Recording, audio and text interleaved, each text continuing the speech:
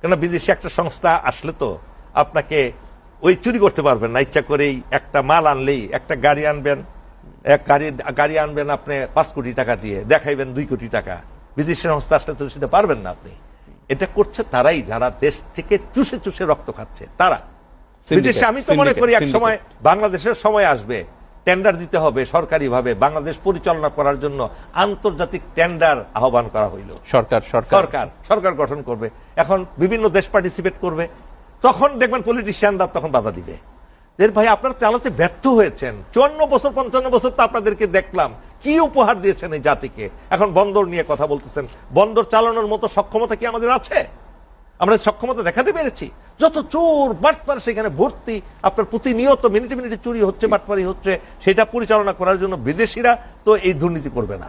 কিন্তু তারা বলছেন যে আমার দেশে সক্ষমতা নাই, কিন্তু দেশের বন্দর যদি বাইরে দেন তাহলে তো দেশীয় প্রতিষ্ঠান তৈরি হবে না। দেশীয় প্রতিষ্ঠান তৈরি হবে না কে বলছে? ওদেরকে শিক্ষা নিতে হবে, ওদের সাথে চাকরি করবে, কিভাবে বন্দর পরিচালনা করতে হয়, সততা কি জিনিস। প্রত্যেক জায়গায় কিছু কিছু লোক নিয়োগের ওই চুক্তিতে থাকবে। আবার এটা হয়ে যেতে পারে এই যে বাঙালিগুলোর দিবে এখানে, ওরা যদি দুর্নীতিগ্রস্ত হয় ওদেরটা দেখে কিন্তু ওরাও দুর্নীতিগ্রস্ত হয়ে যেতে পারে। বাট এটা অসম্ভব নয়।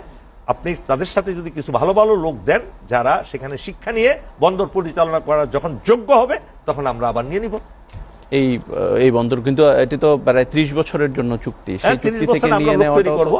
30 বছরে আমরা সক্ষমতা অর্জন করব, আমরা এমন সক্ষমতা অর্জন করব যে বন্দরে কোনো অনিয়ম হবে না। অর্থাৎ এখানে আপনি কোনো নিরাপত্তা ঝুঁকি দেখছেন না। অনেকে যেটা বলার চেষ্টা করছেন, বিশেষ করে বাম রাজনৈতিক দলগুলো সেটিতে কথা বলছেন, আনু মোহাম্মদ স্যারদের মতো লোকেরা কথা বলছেন, মুজাহিদুল ইসলাম সেলিমদের মতো বাম রাজনৈতিক নেতারা এটিতে কথা বলছেন, এবং সেখানে বন্দরে যারা আছেন তারা তো আন্দোলনই করছেন, আপনি বললেনই তো সেটির কারণে। এখন তারা যেটি বলছেন যে এই বন্দর যদি দিয়ে দেয়া হয়, এই বন্দর দেওয়ার মধ্য দিয়ে বহির্বিশ্বের অর্থাৎ আমেরিকার আধিপত্য বাড়তে পারে, সেখানে দেশের নিরাপত্তা ঝুঁকিতে পড়ে। তারা অত্যন্ত জ্ঞানী মানুষ, আনি মোহাম্মদ বলেন, মুজাহিদুল ইসলাম সেলিম বলেন, তারা আজীবন এই বলেই গেছেন তারা, কিন্তু বাস্তবে তারা কিছু প্রমাণ করতে পারেননি।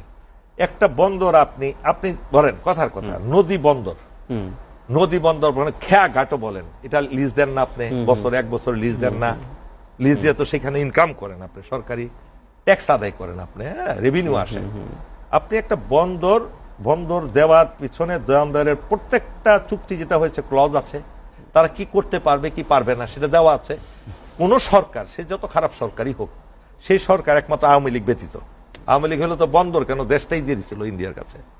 যদি বর্তমান সরকার সেই ক্লজগুলো নিশ্চয়ই